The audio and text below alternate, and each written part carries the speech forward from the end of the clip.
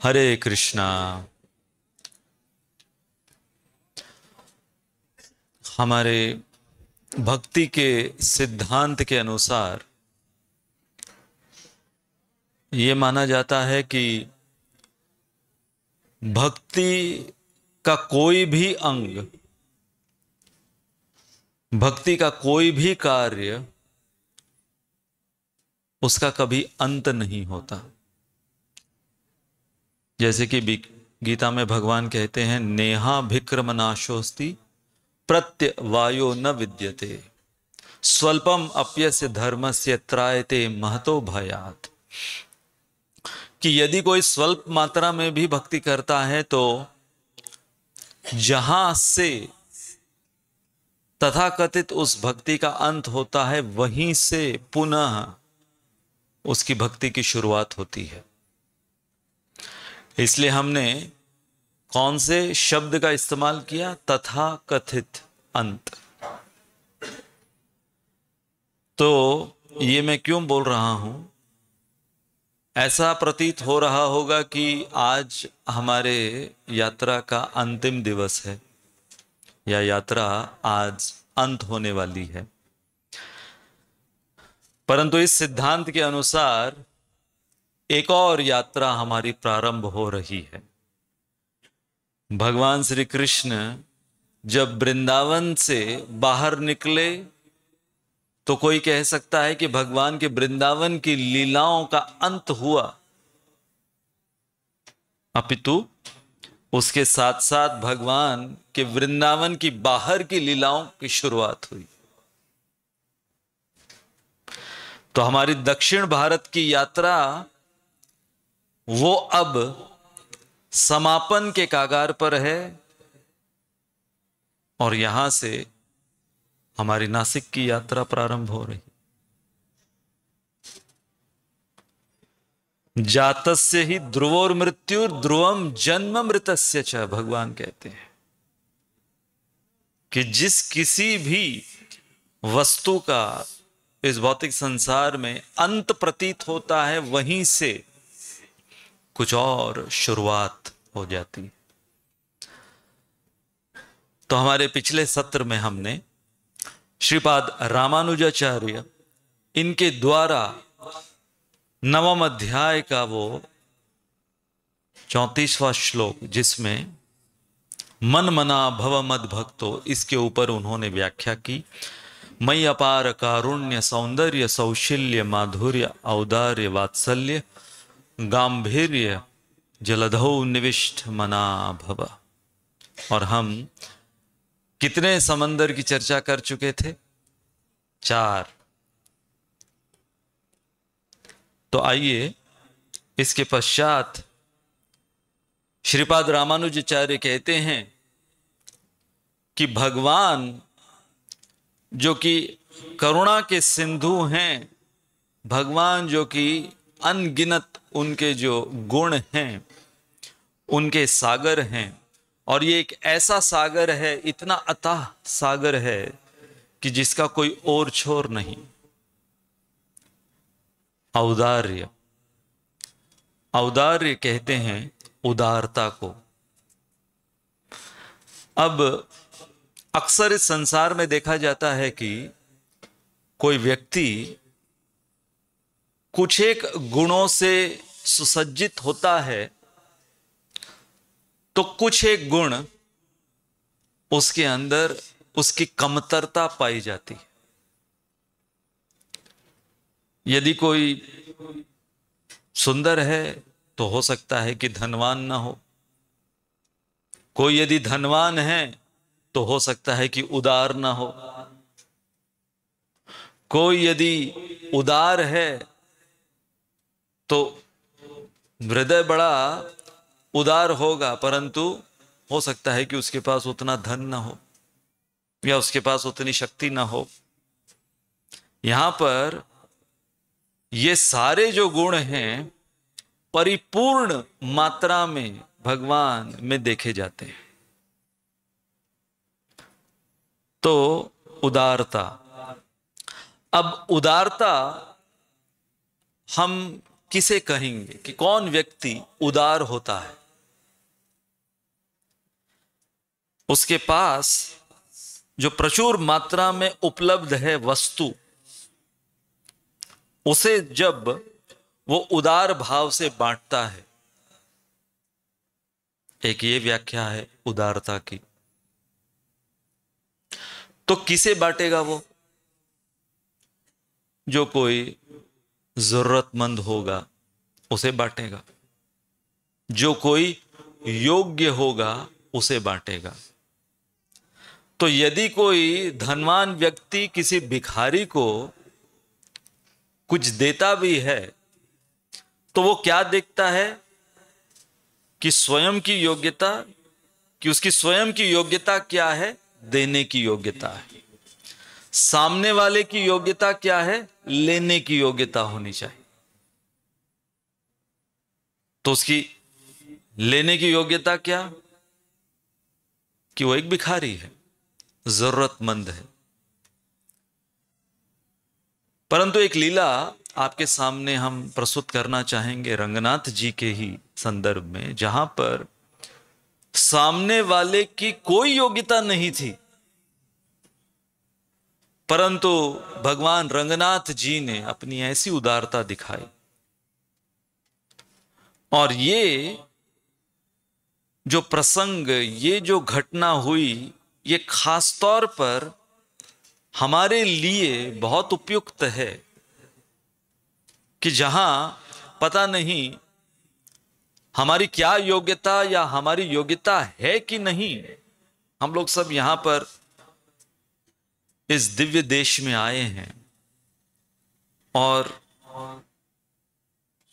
पता नहीं हमें उसका अंदाजा है कि नहीं कि कैसी कृपा हमें हर रोज हर क्षण केवल इस धाम में स्नान करने से, इस धाम में रहने से, श्वास लेने से प्राप्त हो रही।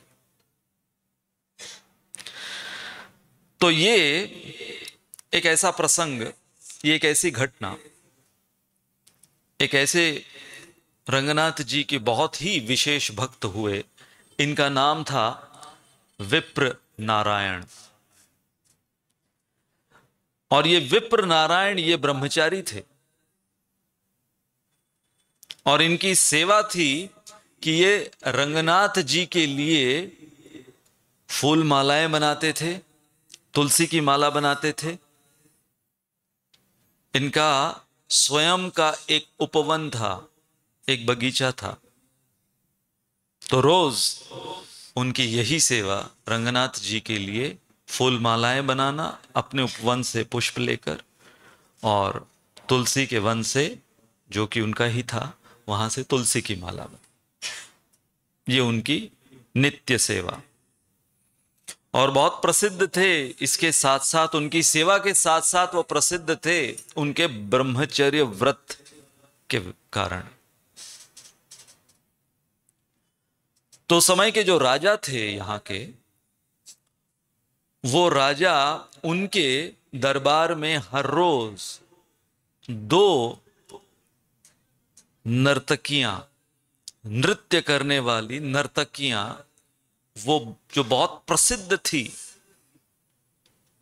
राजा के दरबार की, न केवल नृत्य के लिए प्रसिद्ध थी, बल्कि नृत्य से ज्यादा वो प्रसिद्ध थी उनकी सुंदरता,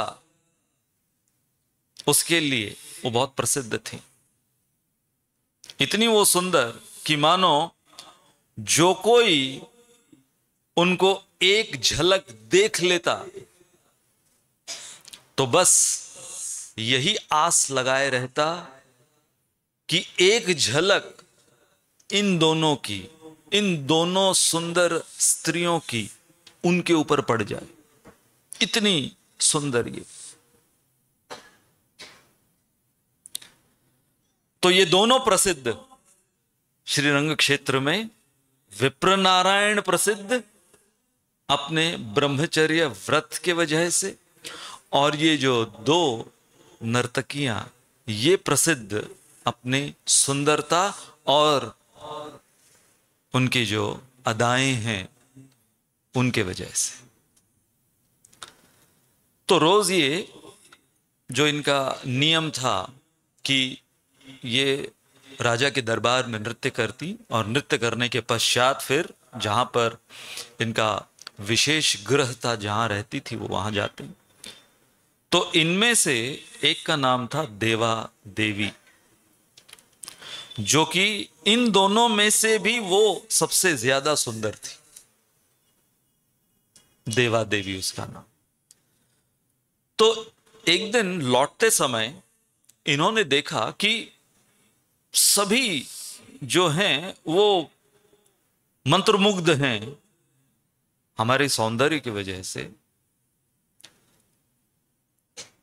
अंग्रेजी में एक टर्म है जिसको कहते हैं head Turner beauty. Head Turner beauty का अर्थ होता है कि कोई ऐसा सुंदर व्यक्ति जब गुजरे आपके सामने से तो गर्दन मोड़ मोड़ के कोई देखे, उसको बोलते हैं हेड टर्नर ब्यूटी। तो ये देवा देवी, इसकी सुंदरता ऐसी थी कि मुड़ मुड़ के लोग देखते थे इसकी सुंदरता, केवल एक व्यक्ति को छोड़कर। और वो कौन थे? विप्र नारायण। वो बिल्कुल भी। तो विप्र नारायण के लिए ऐसा था कि ये समलोष्ट्राश्म कांचन, भगवत गीता में बताया गया कि चाहे कोई पत्थर है, चाहे कोई सोना है, कोई इतने वो स्ट्रिक्ट। तो ये देवा देवी, इसे लगा कि ये पूरा जो श्रीरंगम है ये मेरे पीछे लट्टू है, इस एक व्यक्ति को छोड़कर। तो देखो ह्यूमन साइकी कैसी होती है कि यदि 1000 लोग आपको फॉलो कर रहे हैं, उस पर कोई गौर नहीं करेगा। 1000 लोगों ने लाइक किया, शेयर किया, सब्सक्राइब किया, उस पर गौर नहीं करेगा। 1000 लोग आपके सामने नतमस्तक हो रहे हैं, उस पर कोई गौर नहीं करेगा। वो एक जो नहीं आया, वो एक जिसने लाइक नहीं किया, वो एक जिसने कमेंट नहीं किया, ध्यान उस पर जाता है ना। किसी की शादी में सब लोग आए, हजारों लोग आए, वो एक क्यों नहीं आया? मेरे बर्थडे पर वो एक क्यों नहीं आया? सब लोगों ने व्हाट्सएप पर मुझे विश किया, उस एक ने क्यों नहीं किया? बाकियों पे ध्यान नहीं है, लेकिन उस एक पर। उसी प्रकार से ये ह्यूमन साइकी होती। तो इसको एक चैलेंज, इसने एक चैलेंज लिया। तो जो उसकी को डांसर उसको कहती है कि मैं ये चैलेंज लेना चाहती हूं कि ये जो विप्र नारायण, ये इतना कट्टर ब्रह्मचारी अपने आप को मानता है, इसका मैं पतन कराऊं। ये मेरा चैलेंज है, और वो भी 6 महीने में, 6 मंथ चैलेंज।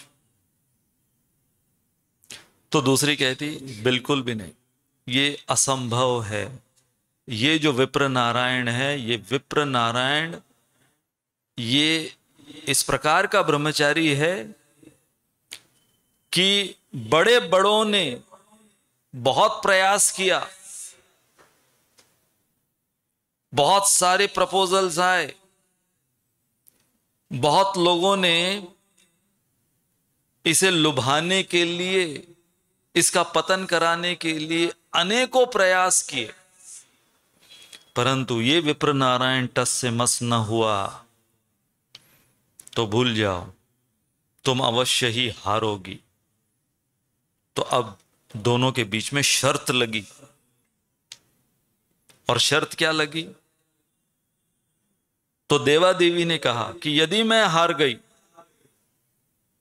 तो दूसरी ने पूछा तुम हार गई तो क्या क्या हारोगे तुम? कुछ ऐसी चीज। तो उसने कहा ठीक है, मैं तेरी दासी बन जाऊंगी। बहुत बड़ी बात है, दोनों एक लेवल की डांसर। तो इसकी दासी बन जाना। यदि मैं जीत गई तो दूसरी ने कहा तो मैं तेरी दासी बन जाऊंगी। ठीक है। तो इस प्रकार से चैलेंज उसने स्वीकार किया। और इस देवा देवी ने फिर, ऐसा नहीं कि उसने कोई बहुत अश्लील तरीके से विप्र नारायण को अपनी ओर आकर्षित करने के लिए कोई फालतू के रील्स बनाए, नहीं। वो एक साध्वी बनकर, उसने एक साध्वी का वेश धारण किया और साध्वी बनकर वो विप्र नारायण के समक्ष गई और विप्र नारायण से कहती है कि मेरे जीवन में मेरा कोई नहीं है, मैं एक अबला असहाय स्त्री हूं और मैं कुछ नहीं चाहती, मैं सिर्फ और सिर्फ सेवा करना चाहती हूं। किसकी? रंगनाथ जी की। और क्योंकि आप रंगनाथ जी के सेवक हो तो आपके द्वारा रंगनाथ जी की सेवा करना चाहते। तो जब विप्र नारायण ने देखा इस देवा देवी को कि साध्वी बनकर आई है और अपने आप को ऐसे प्रस्तुत कर रही है, तो विप्र नारायण बहुत सरल स्वभाव के थे, तो वो कहे कि ठीक है, जो सेवा करनी है यहां पर वो तुम चुन सकती हो। तो वो वहां पर उस उपवन में रहने लगी और सेवा अपनी अर्पित करने लगी। और इतना ही नहीं,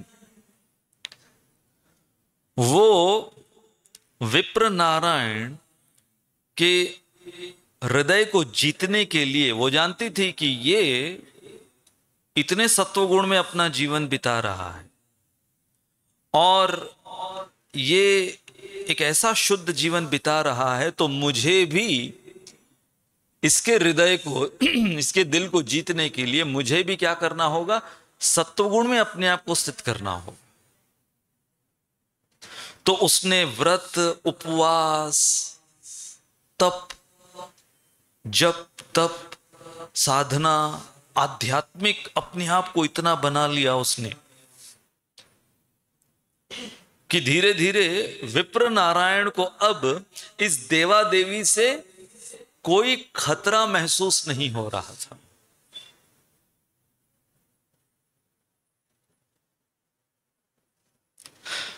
तो दिन बीत रहे थे, हफ्ते बीत रहे थे, यहां महीने बीत रहे थे, परंतु इसकी जो योजना थी, इसकी जो दाल है वो गल नहीं रही थी। किसकी? देवा देवी की। और क्योंकि इसे आदत थी कि एक ऐशो आराम का जीवन जीने की आदत थी, अच्छा खाना पीना, अच्छा श्रृंगार, ये सब की आदत थी। अब यहां पर तो ये सब कुछ उसे मिल नहीं रहा।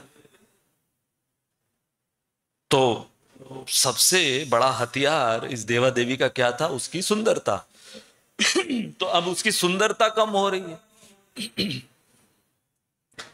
तो वो रंगनाथ जी से प्रार्थना करने लगी कि मैं जिस उद्देश्य से यहां पर आई हूं, तो कृपा करके आप मदद कीजिए कि मैं मेरे उद्देश्य में सफल हूं। किससे प्रार्थना कर रही? रंगनाथ जी से प्रार्थना कर रही। तो ऐसा वर्णन आता है कि इसके पश्चात एक ऐसी रात्रि थी जिस रात्रि में वर्षा हो रही थी, और उस वर्षा की रात्रि में उसने अपने जो भी उसकी एक नर्तकी होने की जो अदाएं हैं और एक सुंदर स्त्री होने की जो अदाएं हैं, कह सकते हैं कि उसे अपने सर्वोच्च शक्ति पर उसको लाकर विप्र नारायण के सामने अपने आप को प्रस्तुत किया। और वो रात्रि थी, वो दिन था जब विप्र नारायण इस देवा देवी की सुंदरता के वशीभूत हो गया, और कितनी सारी ऐसी कहानियां हमारे शास्त्रों में हैं, जैसे कि अजामिल है, हमारे रामायण में भी अलग अलग ऐसे ऋषि मुनि, उनकी कहानियां हैं, विश्वामित्र मुनि इत्यादि इत्यादि। तो अब विप्र नारायण जो है वो इस देवा देवी के साथ रहने लगा। अब देवा देवी ने कहा कि ठीक है, तुम आकर मेरे साथ रह सकते हो। तो अब जब उसका उद्देश्य सिद्ध हुआ तो उसने विप्र नारायण को अपने साथ रहने के लिए बुला लिया। परंतु जब अब देवा देवी ने तो अपनी शर्त जीत ली, उसके पश्चात उसे और कुछ लेना देना नहीं था। वो कोई विप्र नारायण से कोई थोड़ी आसक्त थी। तो उसने फिर जब ये देखा कि अरे भाई, ये विप्र नारायण के पास तो कुछ है भी नहीं, विप्र है ये तो, हाँ, ये तो कंगाल व्यक्ति है, अपने घर से धक्का देकर लात मारकर निकाल दिया विप्र नारायण। तो अब ये विप्र नारायण न तो यहां का रहा, न इसका बन पाया। परंतु ये इतना आसक्त हो गया था इस देवा देवी से कि उस देवा देवी के घर के सामने सड़क पर लेटा रहता था, जैसे कि कोई सड़क का भिखारी।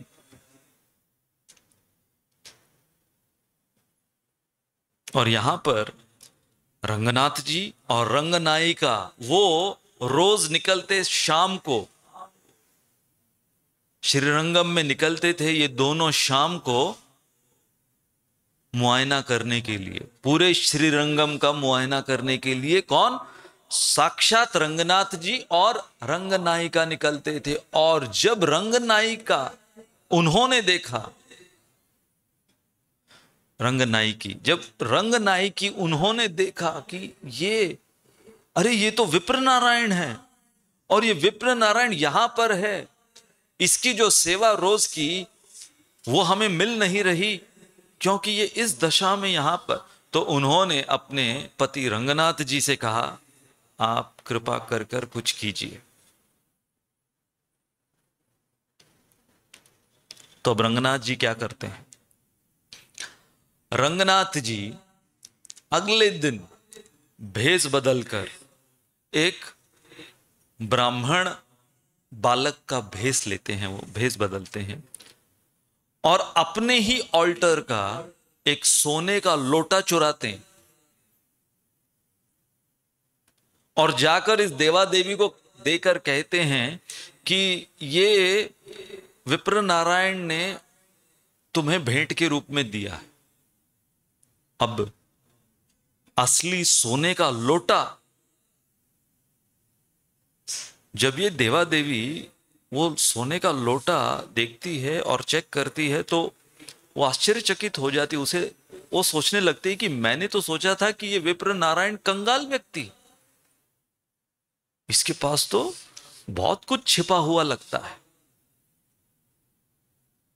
तो फिर वो विप्र नारायण को अपने घर में बुला लेती है कि भाई, यदि ये किसी के हाथ इतना बेशकीमती सोने का लोटा भिजवा सकता है, तो यदि पहले से ही ये मुझ पर लट्टू है, तो मैं इसको अपने साथ रखूंगी, तो और पता नहीं क्या क्या संपत्ति मुझे पता चलेगी इसकी, जो होगी वो भी मेरी हो जाएगी। तो इस योजना से उसने विप्र नारायण को फिर बुला लिया अपने पास। अब विप्र नारायण और ये एक साथ रह रहे हैं,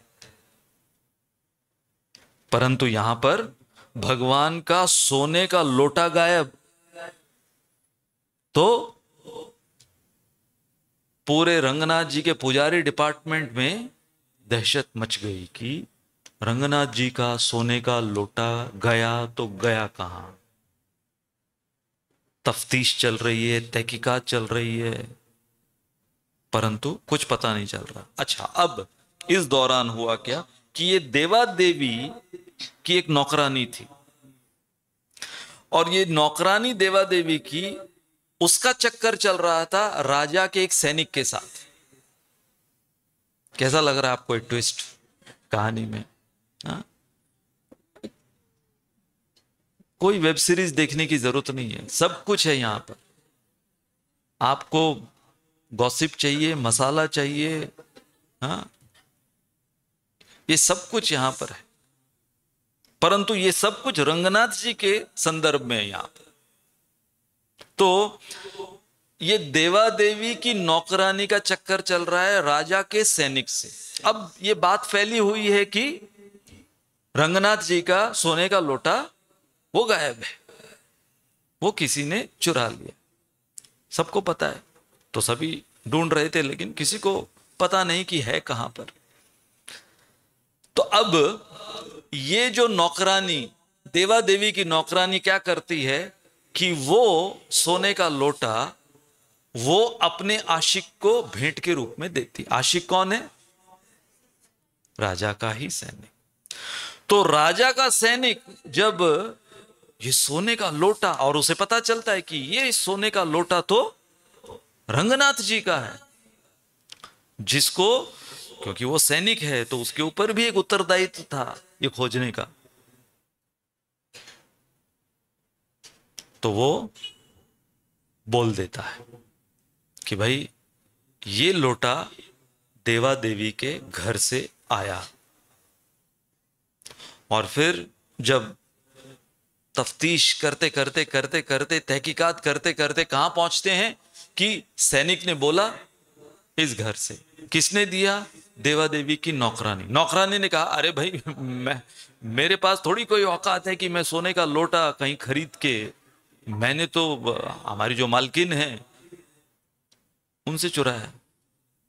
मालकिन देवा देवी, देवा देवी के पास ये लोटा कहां से आया? देवा देवी ने कहा मेरे पास कहां से आएगा, ये विप्र नारायण ने मुझे दिया। विप्र नारायण को कुछ पता नहीं, क्योंकि ये सब कुछ विप्र नारायण के लिए, विप्र नारायण के पीछे किया किसने? रंगनाथ जी ने किया।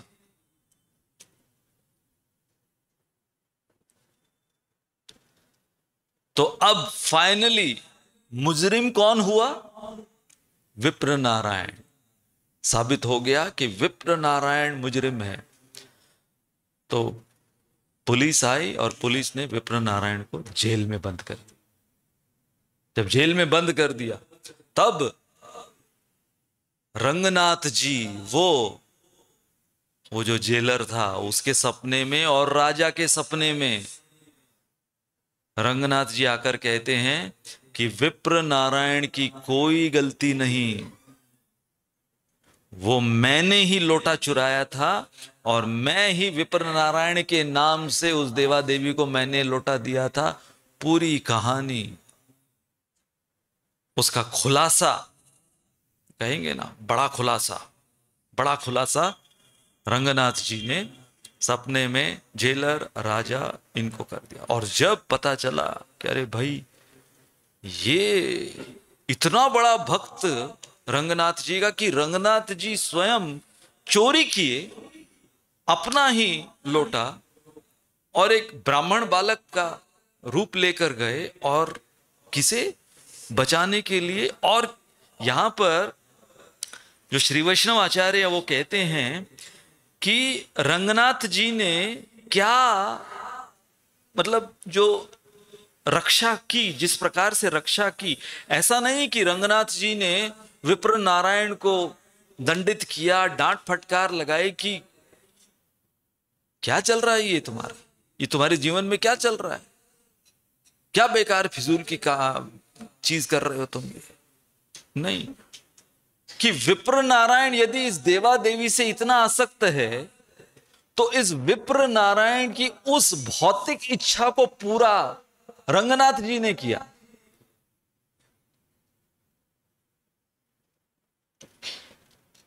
और जब विप्र नारायण को पता चला, तो विप्र नारायण ने जब देवा देवी को ये बात कही, तो दोनों वो इतने शर्मिंदा हुए।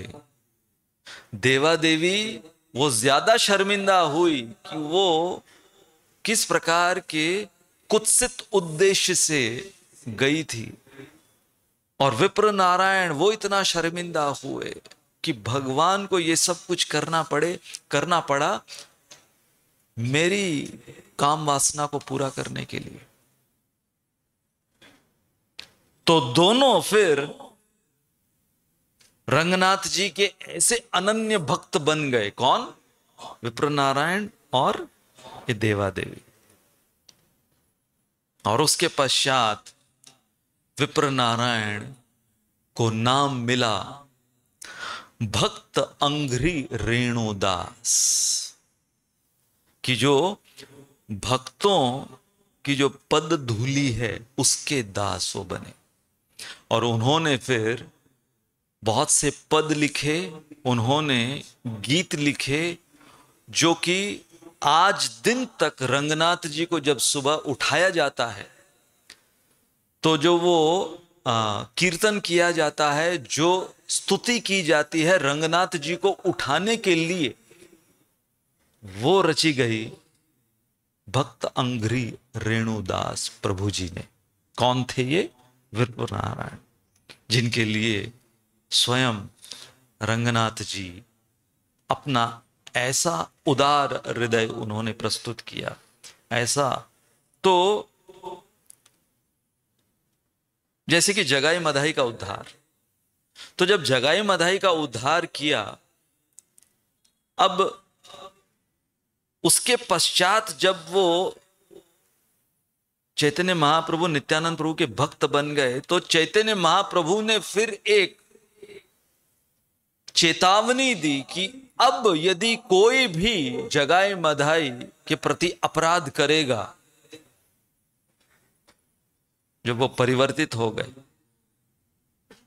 तो मुझसे बुरा कोई नहीं। कौन? किसने कहा? चैतन्य महाप्रभु ने, कि मुझसे बुरा कोई नहीं।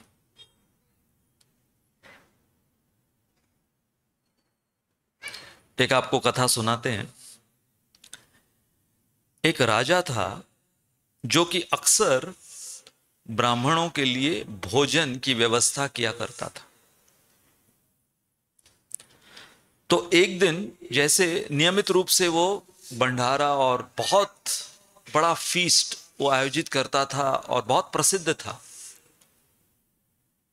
तो एक दिन हुआ क्या कि पंगत लगी हुई थी और हजारों की संख्या में ब्राह्मण आते थे, जो भी आना चाहे वो सब आते थे, और उनके लिए फीस्ट का आयोजन ये राजा करता था।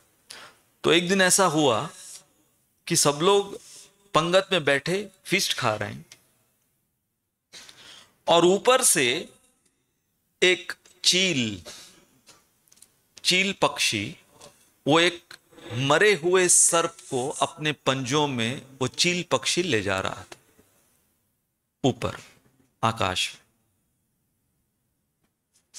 अब हुआ क्या कि वो जो सर्प था, उस सर्प के मुख से कुछ विष के बूंदें वो एक ब्राह्मण जो खा रहा था वो भोजन, उसमें गिर गई।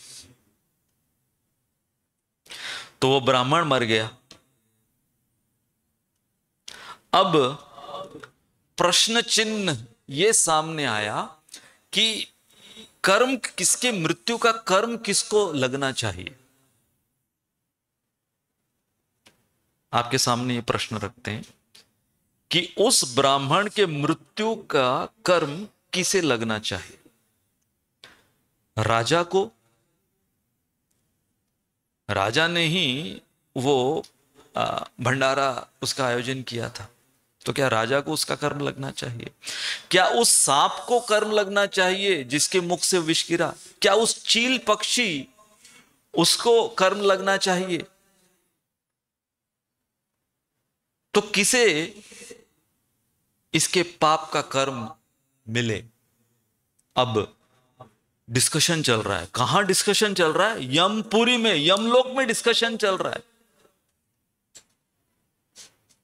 Who is the Sinner in this?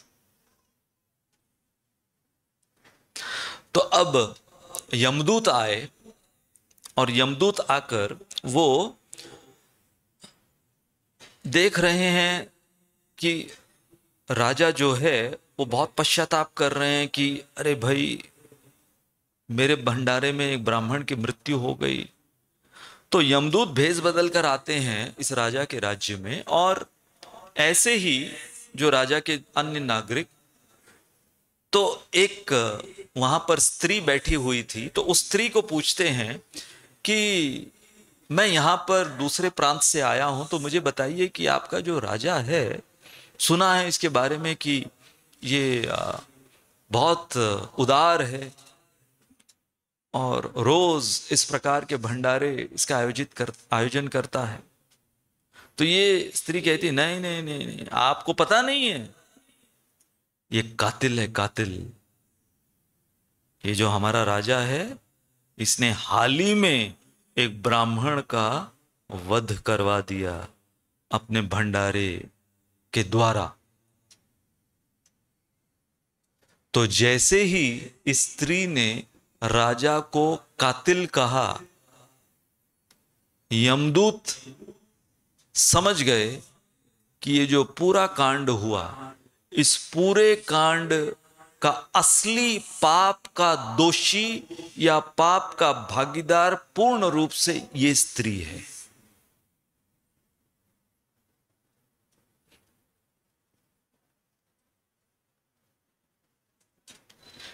कि जो इस प्रकार की गलत अफवाह फैलाती है। बहुत ही खतरनाक स्टोरी है ये।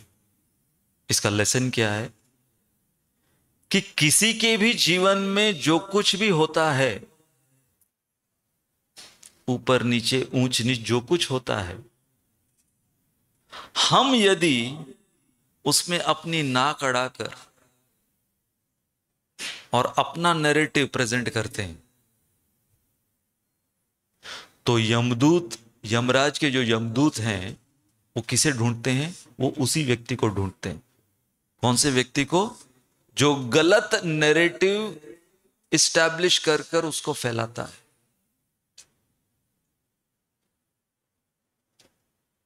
तो इसके पश्चात, इस लीला के पश्चात कोई भी विप्र नारायण को कभी गलत नजर से नहीं देखा। जैसे कि चैतन्य महाप्रभु ने कहा कि अब जगाए मधाई को कोई गलत नजर से नहीं देखेगा। अपिचेत सुदुराचारो, आगे क्या? भजते माम अनन्य भाग साधुर एव समंतव्य सम्यक व्यवसितो हि स क्षिप्रम भवति धर्मात्मा। यहां पर इस श्लोक में भगवान ने कह दिया कि यदि सुदुराचार भी उसने किया, परंतु भगवान उसको साधु मानते। क्षिप्रम भवति धर्मात्मा सश्वक शांति निगच्छति कौन्तेय प्रतिजानी ही नमे भक्त प्रणश्यति। तो ये है भगवान की उदारता। इसके पश्चात गंभीरता। आप देखो ब्रह्म विमोहन लीला में, जब ब्रह्मा जी के द्वारा वो एक छोटा सा अपराध हो गया या गलती बोले हम उसको, उसके पश्चात जब ब्रह्मा जी क्षमा मांगने के लिए गए, तो भगवान इतने गंभीर मुद्रा में कि ब्रह्मा जी की ओर उनके तरफ देख भी नहीं रहे थे। और ब्रह्मा जी, सोचो ब्रह्मा जी वो और घबरा रहे थे भगवान की गंभीरता को देखकर। तो रंगनाथ जी के विषय में बताया गया है कि रंगनाथ जी जो हैं, उनकी गति अर्थात चाल बहुत प्रसिद्ध रंगनाथ जी की। तो एक है रंगनाथ जी सिंह गति के, जिनके अंदर सिंह अर्थात लायन, तो सिंह की गति जैसी होती है, सिंह की जो चाल होती है, वैसी रंगनाथ जी की चाल बताई गई। तेज उनके अंदर, ऐसे तेजस्वी। एक और स्टाइल रंगनाथ जी की गति का वो बताया गया है, व्याघ्र गति। व्याघ्र कहते हैं टाइगर को, तो सिंह की, टाइगर की गति। फिर ऋषभ गति। ऋषभ कौन है? नंदी। तो नंदी की गति, उस प्रकार से रंगनाथ जी चलते। तो ये सारी जो गति बताई गई। और चौथी है गज गति, जिसके अंदर तो ऋषभ गति के अंदर वो जैसे कोई नायक चलता है, नायक की चाल होती है, वैसे वो चलते हैं। गज गति के अंदर जैसे कोई गर्वित व्यक्ति चलता है, हमने देखा हाथी यहां पर, तो गज की जो गति होती है, जो चाल होती है, यहां बताया गया है कि रामचंद्र जी वो जो रंगनाथ जी की आराधना इतना किया करते थे, तो वो रामचंद्र जी जो चलना सीखे कि स्टाइल में कैसे चलना चाहिए। श्री वैष्णव आचार्य कहते हैं कि रामचंद्र जी ने चलने की स्टाइल रंगनाथ जी से सीखी, और अपने मुखमंडल पर एक गंभीर अवस्था कैसे निर्माण करनी है, वो भी उन्होंने रंगनाथ जी से सीखी। इसलिए गांभीर्य समुद्र, गंभीर या गंभीरता के सागर। और फाइनली है वत्सलता के सागर, वात्सल्य। बहुत सुंदर कथा है इसके संदर्भ में कि श्रीपाद रामानुजाचार्य, हम जब दर्शन करने के पश्चात बाहर निकले थे, तो आप लोगों में से आपने देखा होगा कि 60 साल जहां पर रामानुजाचार्य रहे, वो निवास स्थान उनका देखा आप लोगों ने? कितनों ने देखा? तो वहां पर एक निवास स्थान जहां पर 60 साल रामानुजाचार्य रहे, तो एक बहुत साधारण सी महिला वो रामानुजाचार्य के लिए रोज छाछ बनाकर लाती थी एक मटके में, और रोज रामानुजाचार्य, बहुत अच्छी लगती थी वो छाछ जो ये बनाकर लाती थी, रामानुजाचार्य को वो छाछ बहुत पसंद आती थी। तो ऐसे 1 महीने तक इस महिला ने छाछ की ऑफरिंग करी। उसके पश्चात रामानुजाचार्य उन्होंने अपने सेवकों को जाकर कहा, उसको जाकर पूछो कि इसके बदले में हम क्या दें, क्या वेतन उसे चाहिए इसके बदले में। तो जब पूछा तो ये बहुत चतुर थी, बुद्धिमान थी ये स्त्री। तो इसने कहा कि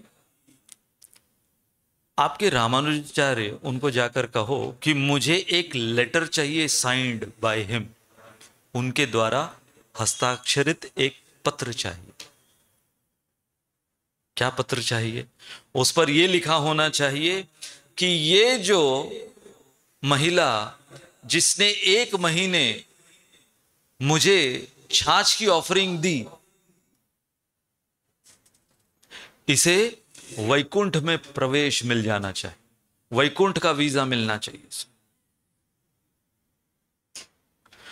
अब रामानुजाचार्य सोचने लगे कि भाई ये क्या किसी की योग्यता बन सकती है कि 1 महीना छाछ ऑफर की और वैकुंठ का वीजा। हाँ, यहां पर सब लगे हुए हैं दिन रात साधना करने के लिए, अर्च विग्रह की सेवा कर रहे हैं, जप तप व्रत उपवास ये सब कर रहे हैं, और ये 1 महीना छाछ, बस उसके लिए वैकुंठ में प्रवेश। परंतु अब क्योंकि वचन दे दिया है, तो फिर रामानुजाचार्य ने कहा ठीक है। तो रामानुजाचार्य ने पाम लीव के ऊपर, उस पत्र के ऊपर उन्होंने अपने हाथों से, अपनी हैंडराइटिंग से उन्होंने लिख दिया, जो स्क्रिप्ट इसने बोली थी इस महिला ने, वो उन्होंने लिख दी, और अपना साइंड बाय रामानुजाचार्य। क्या लिखा कि ये जो 1 महीने मुझे छाछ की ऑफरिंग इसने की है, तो इसको वैकुंठ में एंट्री मिलनी चाहिए। कल्पना कीजिए, साइंड बाय रामानुजाचार्य, ऐसा लेटर अगर हमको किसी को मिल जाए, हाँ, वारे न्यारे, हमारे वारे न्यारे हो जाएंगे। बस इसका तो जीवन सफल हुआ। इसने तुरंत वो लेटर लिया और गई तिरुपति बालाजी कि भाई मेरे पास original letter signed by Ramanujacharya है, और रामानुजाचार्य का साइंड लेटर अगर बालाजी के चरण कमलों पे मैं रख दूंगी तो फिर ये कंफर्म्ड हो जाएगा। क्या? मेरा एंट्री कहां? वैकुंठ। तो जब बालाजी ने जब देखा कि भाई तो सही में मेरे जो अनन्य भक्त हैं रामानुज, उनके द्वारा साइंड ये लेटर है, तो फिर इस महिला को उसके 1 महीने की छाछ की ऑफरिंग की सेवा के वजह से उसको रामानुजाचार्य और डायरेक्टली तिरुपति बालाजी उनकी कृपा से वैकुंठ में प्रवेश प्राप्त हो गया। वैकुंठ विमान आया और लेकर गया इस महिला को। कुछ आप लोगों को लग ही नहीं रहा है, ठीक है तो क्या हो? हम लोगों की स्थिति पता है क्या है? मुझे थोड़ी कोई मिल रहा है लेटर, वो गई ना, मेरे बारे में कुछ बोलो तभी हरि बोलो चलेगा। ये हमारी दशा है, और वो भी यात्रा के अंतिम दिन।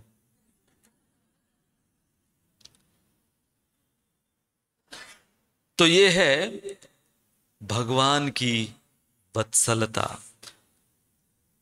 आज का दिन आप लोगों के लिए शॉपिंग के लिए दिया गया था।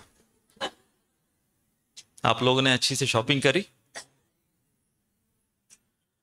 आप हरि बोल नहीं भी बोलेंगे तो भी सभी जानते हैं, अभी सब हरि बोल बोलने के लिए डर रहे हैं। परंतु अंत में हमारे आज के इसमें हम कहना चाहेंगे कि वास्तविक खरीदारी क्या होनी चाहिए, यहां से रिटर्न गिफ्ट वास्तविक रूप में क्या लेकर जाना चाहिए हमें। सबसे पहले जो मैंने यहां की कथाएं, यहां का महात्म्य जो सुना, तो मेरा पहला साक्षात्कार, भगवान की कृपा किसी भी रूप में, किसी भी स्थान पर और किसी भी परिस्थिति में मिल सकती है। हमें सजग रहना है, हमें चौकन्ना रहना है कि भगवान की कृपा किसी को भी, जैसे हमने विप्र नारायण की चर्चा की, तो किसी को भी किसी भी स्थान, ऐसे ऐसे स्थान पर हम दर्शन करने के लिए गए, किसी भी स्थान पर भगवान अपनी कृपा बांट रहे थे और किसी भी परिस्थिति में। इसलिए यहां से हम ये सीख कर जाएं कि हम कैसे सजग रहें। और इसके बाद ये बहुत ही महत्वपूर्ण है इस भाव को अपने अंदर लाना कि श्रील प्रभुपाद ने इस्कॉन में हमें जो फैसिलिटीज प्रोवाइड कर दी है भगवत कृपा प्राप्त करने की, वो ऐसी फैसिलिटीज है, ऐसी सुविधा है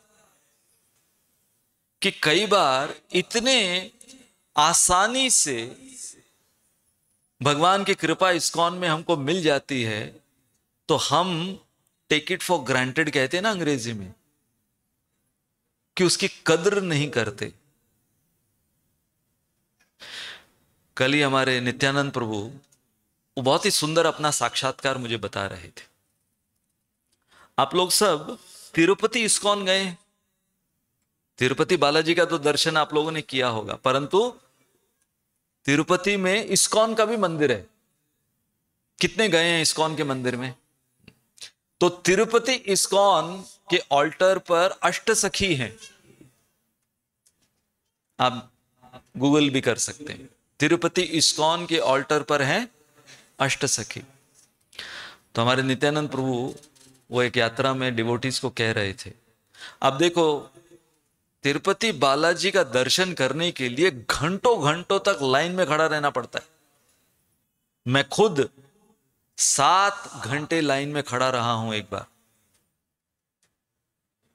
आप लोग सब लाइन में खड़े हैं ना तिरुपति बालाजी के दर्शन के लिए, और कितना कुछ सेकंड का दर्शन होता है, उसके लिए 7-8 घंटे, कई बार 10-10 घंटे लाइन में। तो प्रभु जी बता रहे थे, in order to take darshan of Tirupati Balaji, you have to stand in long lines for long hours. And here in Tirupati ISKCON, Radha and Krishna along with Ashtasakhi, they are standing in line to give darshan, but nobody comes. Nobody comes. कोई नहीं आता। क्यों? क्योंकि हम चर्चा कर रहे थे, जब रंगनाथ जी के वो लाइन में हम लोग सब जा रहे थे, तो मैं कह रहा था कि कई बार हम लोग किस मनोधारणा के होते हैं कि जब लाइन लंबी होती है और ऐसे घूम घूम के आपको टिकट भी लेनी पड़ती है, फिर भी आपको घूम घूम के तो मन में फिर क्या होता है, जब पहुंचेंगे तो हो सकता है बहुत ही अफलातून दर्शन कोई होंगे, क्योंकि इतनी लंबी लाइन में खड़े होके आए हैं। तो भगवान का इंपॉर्टेंस प्रूव करने के लिए भगवान को इतनी लंबी लाइन में हमको लगाना पड़ता है, तब जाकर कोई बहुत बड़े भगवान होंगे, इतनी लंबी लाइन में लोग खड़े होने पड़ते होंगे। लेकिन हमारे नासिक में राधा मदन गोपाल जी, कोई लाइन नहीं है, दिन रात वो सुबह 5 बजे से लेके रात के 9 बजे तक दर्शन दे रहे हैं। लेकिन हम लोग कितना भाग भाग के उनका दर्शन करने के लिए लालायित रहते हैं। ठीक है ना, कभी भी ले लेंगे, आप नहीं है। तो यहां से हम ये सीख के जाएं कि शिल प्रभुपाद ने जो इस्कॉन के अंदर हमको भगवान का दर्शन, कीर्तन, कथा, अब देखिए शिल प्रभुपाद ने अपने इस्कॉन मंदिरों के अंदर जो प्रमुखता जिसको दी कि भगवान का दर्शन तो ठीक है, परंतु भगवान का दर्शन जब कभी भी हो उसके साथ श्रवण कीर्तन वो होना चाहिए। और हम हमारे इस्कॉन के मंदिरों का निर्माण भी ऐसे करते हैं। मैं सोच रहा था कि हम जो यहाँ के लोकल प्राचीन मंदिर हैं उनका दर्शन करने के लिए गए, तो कई मंदिरों के अंदर इतने स्तंभ हैं, 100 स्तंभ, 1000 स्तंभ है। और फिर कल जब हमारे कुंभकोणम के इस्कॉन मंदिर को हम सब देखने गए, तो आपने नोटिस किया कि पूरा जो टेम्पल हॉल है उसके स्तंभ जो है कोने में, प्रभु जी हमारे वनमाली गोपाल प्रभु जो प्रेसिडेंट हैं, उन्होंने ही उनके निर्देशन में कि बीच में कोई स्तंभ नहीं होना चाहिए, सारे स्तंभ साइड में। हम भी हमारे जो नया मंदिर है उसको पिलरलेस बना रहे हैं। यहां पर आप देखो पिलर ही पिलर होते हैं। हम लोग इस्कॉन में उल्टा बनाते हैं, टेम्पल हॉल को पिलरलेस बनाते हैं। क्यों? क्योंकि ज्यादा से ज्यादा भक्तगण बैठकर क्या कर सकें, श्रवण कीर्तन कर सकें। अमेरिका में प्रभुपाद के सामने जब वहां की पुलिस और वहां की गवर्नमेंट आकर प्रभुपाद को पूछे कि प्रभुपाद ये आपने हिप्पियों को किस प्रकार से ये सब नशा छुड़वा दिया, तो आप प्लीज हमको नुस्खा बताइए, या आपको क्या मदद चाहिए, हम आपको मदद देंगे। प्रभुपाद ने कहा मुझे सिर्फ बड़े हॉल चाहिए, एक ऐसा स्थान चाहिए जहां पर मैं श्रवण और कीर्तन इनसे करवा सकूं। तो यदि मैं आपको पूछूं कि इस पूरी यात्रा में यदि एक भी लेक्चर नहीं होता, हाँ, आप यदि इसकी कल्पना करें, एक भी कथा नहीं होती, एक भी कीर्तन नहीं होता, और सिर्फ लाइन में खड़े होकर आपको दर्शन लेना है, क्या दिखता आपको? जैसे भक्ति सिद्धांत सरस्वती ठाकुर ने कहा, क्या है वो? आय मसाज, बस आंखों की मालिश। तो इसलिए हो सकता है कि कई यहां पर जो पहली दफा हमारी इस्कॉन की यात्रा से जुड़े, हम उनको भी कहना चाहेंगे कि सही मायने में श्रील प्रभुपाद ने हमें सिखाया कि तीर्थ स्थान में भी जाना है तो सबसे ज्यादा महत्व किसको देना चाहिए? कथा और कीर्तन को, उसे महत्व देना चाहिए। क्योंकि हमारे चर्म चक्षु से हम क्या देखेंगे? हमें देखना है शास्त्र चक्षु से। तो इसलिए हम यही अपेक्षा रखते हैं कि हम सब जब वापस हमारे इस्कॉन के मंदिरों में जाएं अपनी भक्ति करने के लिए, तो यहां के मंदिरों की जो कृपा है उसे ले जाकर श्रील प्रभुपाद ने हमें जो कृपा बरसा कर दी है इस्कॉन के मंदिरों में, और उसके द्वारा भर भर कर कथा कीर्तन दर्शन महाप्रसाद हम जाकर उसकी कदर करें। जब ये कृतज्ञता का भाव हमारा बढ़ेगा तब जाकर मेरा ये मानना है कि हमारी इस प्रकार की जो यात्राएं हैं वो सफल कहलाई जाएंगी। तब जाकर हम हमारे श्रील प्रभुपाद को प्रसन्न कर पाएंगे जब ये रिपोर्ट देंगे कि हाँ, हम इन स्थानों पर गए और इन स्थानों पर जाकर हम ये सीख कर आए कि प्रभुपाद जी, आपने हमको जो दिया है इतनी भर भर की कृपा इस्कॉन के मंदिरों के द्वारा, वो अप्रतिम है। तो इसके साथ साथ, क्योंकि आज का ये हमारा आखिरी सत्र है, तो मैं सबसे पहले आप लोगों को धन्यवाद और आभार अपना व्यक्त करना चाहूंगा कि आप लोग अपना समय निकालकर ये 4-5 दिन सब कुछ एडजस्ट कर कर, आपकी नौकरी, आपका जो भी प्रोफेशन है, आपका घर परिवार, मैं देख रहा था छोटे छोटे बच्चों को लेकर माताएं जो हैं वो ऐसी ऐसी कठिन परिस्थितियों में दर्शन लेने के लिए, काफ़ी बुजुर्ग भी हैं यहाँ पर जो ठीक से चल नहीं पाते, बैठ नहीं पाते, वो सब बसों में बैठकर सब जगह पर वो जा रहे थे और अपना उत्साह दिखा रहे थे। तो मैं आप लोग सबको धन्यवाद देना चाहूँगा, क्योंकि आप लोग सब मिलकर जो एनर्जी आपने क्रिएट करी इस 4-5 दिनों में, वो कंटेजियस एनर्जी थी जो दूसरों को भी उत्साही बना रही थी। उसके साथ साथ हमारे जो आयोजक हैं इस यात्रा के, खास तौर पर हमारे मैनेजमेंट टीम के हीरो नरसिंह कृपा प्रभु,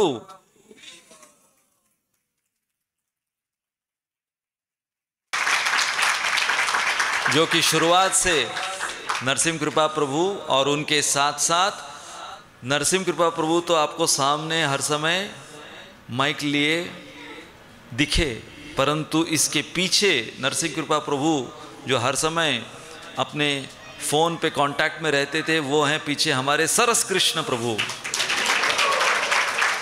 जो अभी भी पीछे खड़े हैं वो। और इन दोनों ने मिलकर और इनके साथ जो इनकी टीम है, सर्वात्मा गोविंद प्रभु, कनक सुंदर प्रभु, देवलाली के और भी भक्त, क्षमा कीजिएगा कुछ नाम यदि छूट जाएं तो, और हमारी किचन टीम। प्रसाद आपको कैसा लगा? तो हमारी किचन टीम, हमारे अच्युत प्राण प्रभु, हमारे विष्णुचरण प्रभु, फिर उसका नाम क्या है जो कुकिंग कर रहे हैं हमारे गॉड प्रभु, ओमकार प्रभु और जानकीनाथ प्रभु। तो ये इन सब की टीम जो पूरे कुकिंग में लगी हुई थी, ये कोई दर्शन के लिए नहीं आ पाए, क्योंकि यह हम सब के लिए सुबह दोपहर रात का प्रसाद हमारे लिए यहाँ पर ये बना रहे थे। तो उसके साथ साथ यहाँ कुंभकोणम इस्कॉन की जो सहायता हमें प्राप्त हुई, इतना कोऑपरेशन और इतनी सुंदर हॉस्पिटैलिटी, तो मैं धन्यवाद देना चाहूँगा हमारे वनमाली गोपाल प्रभु और हमारे वेंकटेश प्रभु, विजय वेंकटेश प्रभु, कहाँ पर है वो आए? हाँ, विजय वेंकटेश प्रभु, उनको धन्यवाद देना चाहूँगा कि उन्होंने जो नरसिंह प्रभु बता रहे थे कि हम सब देखे कि ये जो मंदिर का डेडलाइन उनको मिल गया है प्रोजेक्ट, लेकिन फिर भी उन्होंने अपना समय निकाला और आकर इतने इत्मीनान से उन्होंने सारी कथाएं हमको सुनाई। और हमारा विशेष धन्यवाद मैं देना चाहूँगा हमारे खास धाम दर्शक नित्यानंद प्रभु।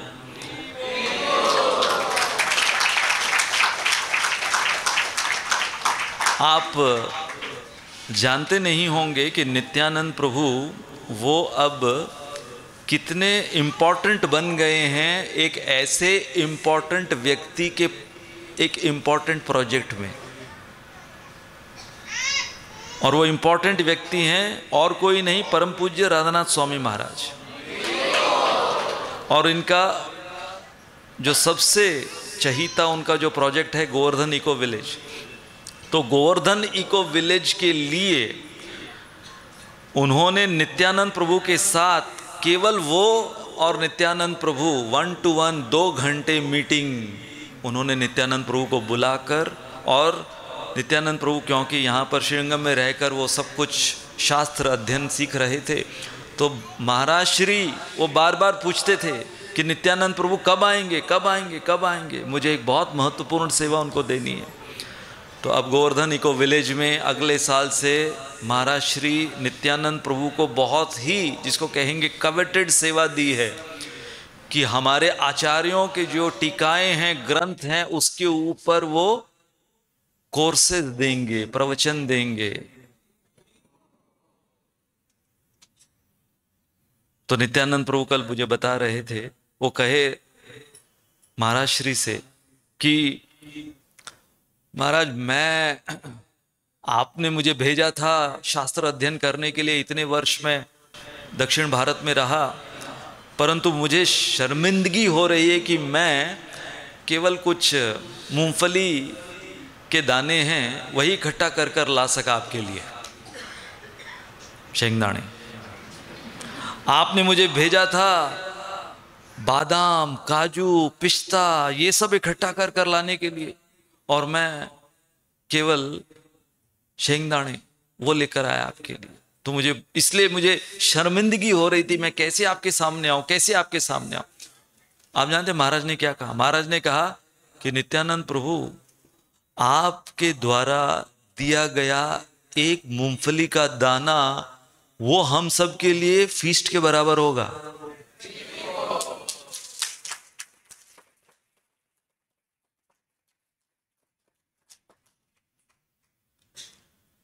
नित्यानंद प्रभु जब केवल 14 वर्ष के थे तो वो हमारे इस्कॉन के डिवोटी को एक को देखा, पदयात्रा के डिवोटी हरिनाम संकीर्तन कर रहे हैं, और वो एक टोपी पहने हुए, आदिदास का जूता पहने हुए। तो नित्यानंद प्रभु जो कि बचपन से श्री वैष्णव परिवार में पैदा है, तो उनको लगा कि ये कैसा वैष्णव है, तिलक तो वैष्णव का लगाया हुआ है, ये जूते आदिदास के और टोपी पहना हुआ और ये नाच गान कर रहा है। तो उसके पास गए और उसके पास जाकर फिर धीरे धीरे जब इस्कॉन के विषय में उनको पता चला, तो सबसे पहले उनको बुक्स चाहिए थी। तो केवल क्योंकि उनके पिताजी गुजर गए थे जब वो केवल 4 साल के थे, तो अपनी माता के साथ ही, उनकी माताजी भी यहाँ पर यात्रा में हैं, तो उन्होंने प्रभुपाद की पुस्तकों को खरीदने के लिए अपने माताजी के पैसों की चोरी की, और वहां से प्रभुपाद की पुस्तकों को उन्होंने लिया, उसका अध्ययन किया, और आज हम देखते हैं कि वो बड़े बड़े यात्राज में उनको बुलाया जाता है। जो मायापुर से भी यात्राज निकलती हैं, दूसरे भी उनको बुलाते हैं। तो इसलिए मैंने जब उनको कहा तो तुरंत वो स्वीकृति दे दिए कि चलो मैं आ जाता हूँ। और नित्यानंद प्रभु यहाँ पर हमारे बीच पूरे इत्मीनान से वो कथा सुनाए, अपना संग दिए। तो इसलिए इन सब को वनमाली गोपाल प्रभु और हमारे विजय वेंकटेश प्रभु और नित्यानंद प्रभु, इन तीनों को हम हमारे अंतःकरण से धन्यवाद देना चाहेंगे, आभार व्यक्त करना चाहेंगे 3 बार हरि बोल। और हम शिल प्रभुपाद को धन्यवाद देना चाहेंगे, जिनके वजह से हम सब यहाँ पर, न तो नित्यानंद प्रभु हमसे मिलते, न हम उनसे मिलते, न हम कुंभकोणम आते यदि शिल प्रभुपाद नहीं होते। जय शिल प्रभुपाद की जय। तो इसके आगे अब नरसिंह कृपा प्रभु वो जो यहाँ पर और भी हमारी यात्रा में सहायक रहे उनके विषय में बताएंगे। तो ऑफिशियली मैं अपने वाणी को यहीं विराम देता हूँ। बहुत बहुत धन्यवाद। हरे कृष्णा।